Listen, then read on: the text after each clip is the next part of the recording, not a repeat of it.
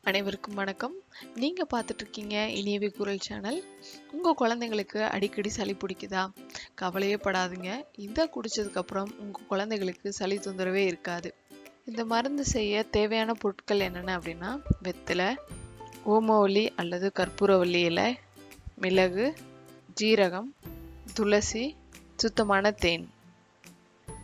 இந்த மருந்தை எப்படி செய்யறதுன்னு பார்க்கலாம்.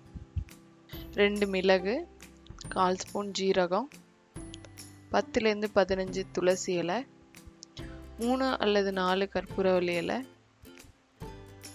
ஒரு வெத்தலை. இது எல்லாத்தையும் நல்லா இடித்து நல்லா அரைச்சிக்கலாம்.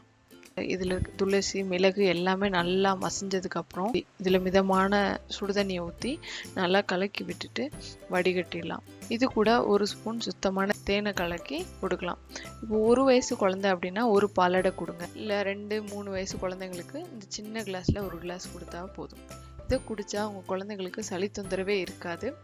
நிச்சயமாக ட்ரை பண்ணி பாருங்கள். இந்த வீடியோ உங்களுக்கு யூஸ்ஃபுல்லாக இருந்தால் please like, share and subscribe. Thank you.